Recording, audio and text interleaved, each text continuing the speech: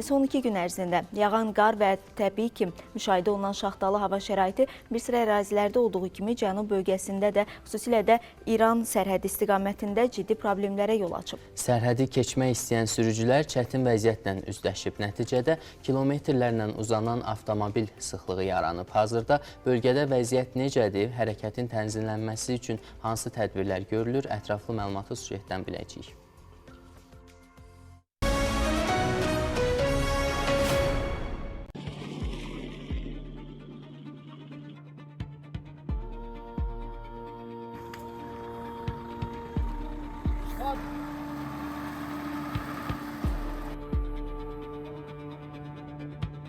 Şaxtalı hava səbəbindən buz bağlayan yolda hərəkət çətinləşib. Biləsuvar sərhəd keçid məntəqəsi vasitəsilə İran tərəfinə keçmək istəyən sürücülər yolda qaldıqlarını deyirlər.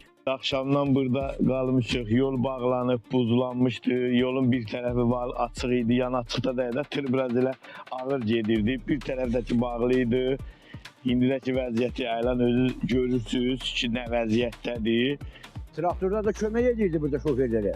Şofer çıxamır da burada. Yerdə buz çox idi axşam. Buz çox idi. İndi də burada hava biləsi yorub dində əriyir. İndi gənə də maşın hərəkət edəmir ki. Maşın da gənə qalıbdır. Axşamdan yollar buz bağlayıb. Yüklü maşınlar hərəkətində çətinlik çəkir. Yolda qalanlara bizə əlimizdən gələn köməklikləri göstərir. Qoşub da artırıb, düzlüyə yolları təmizləyiblər. Ancaq yenə buz olmağına görə maşınların hərəkəti bir çətinləşibdir.